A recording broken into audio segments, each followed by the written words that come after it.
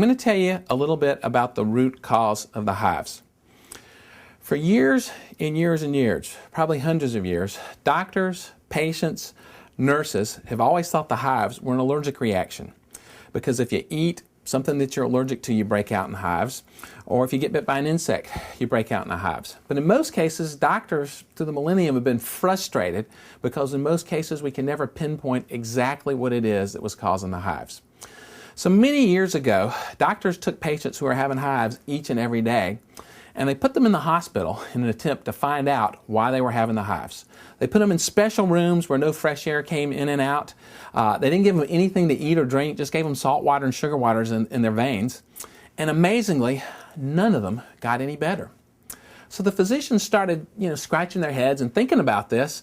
Well, maybe it's not something from the inside or outside coming in, maybe it's something from the inside coming out. So through 20 or 30 years, a number of physicians did a number of experiments that many of us consider fairly unusual. And what they did was they took the patient's blood, they drew it out and spun it out and got the liquid part of the blood out called serum. And they did a lot of experiments with that liquid part of the blood. The first experiment they did was they took patients who had the hives and they put a drop of their own blood on there, the liquid part of it, and they scratched it and they found that it whelped them up.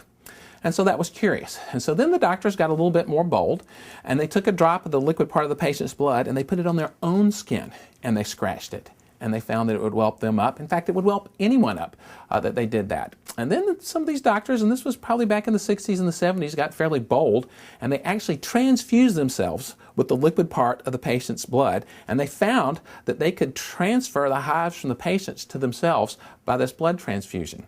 And so those doctors decided that once and for all they'd proven that the hives were something from the inside coming out, not something from the outside coming in.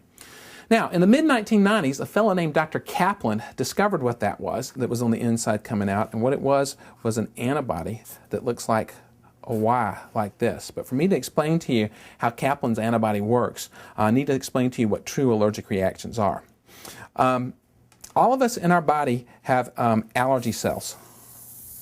And the name of these allergy cells are called mast cells, but for our purposes we can call them allergy cells. And inside these allergy cells are little preformed granules that have things like histamines and leukotrienes and prostaglandins in it. And that's why you might want to take an antihistamine or an anti-leukotriene medicine when you're having the hives. And on the surface of these big old balls are receptors. And there are receptors all over the place on these. And in these receptors are where the antibodies that are supposed to be there live. And these antibodies come from the bone marrow. And they're very, very specific for what you're allergic to. The tip end of the Y is very, very specific for the thing that you're allergic to. And this one might be specific for a dust mite, and this one for a rutabaga, and this one for a kitty cat. And if an oak tree granule comes around through here, it won't do anything specific for it because that's not what it is. But if a dust mite particle lands here, this receptor will send a signal to these guys to come out. And if it's in your nose, you'll sneeze and it'll run. If it's in your lungs, you'll cough and you'll wheeze. If it's in your skin, you'll break out in a whelp. Now, Kaplan's antibody is confused. It comes in here upside down like this. And what Kaplan's antibody is, it's an antibody against the allergy cell. And these guys send a signal straight way for these granules to come out, and it causes you to break out in hives.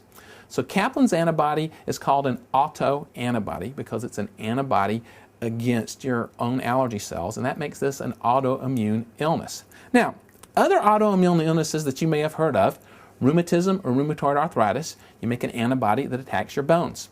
The most common form of low thyroid, you make an antibody that attacks your thyroid. In fact, a fellow named Hashimoto discovered that, and they call it Hashimoto's thyroid disease. We have tests for rheumatism antibodies.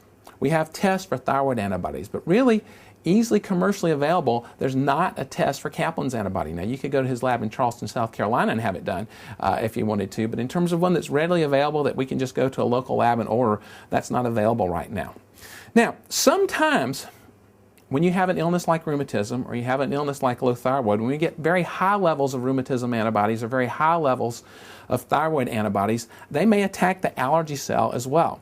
And so that's why when we see someone with chronic hives, we do a laboratory evaluation on them to check for things like rheumatism and to check for the thyroid antibodies.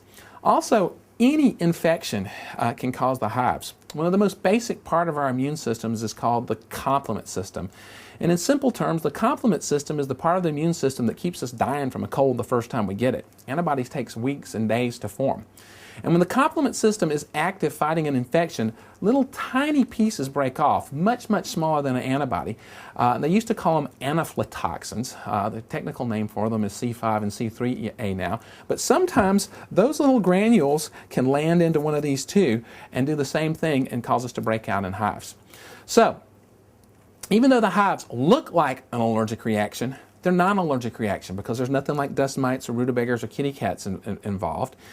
And even if we spend $1 million on tests, we usually don't find out what the underlying cause is because most people with hives are making Kaplan's antibody, and that's not a test that we can go to our local lab and order.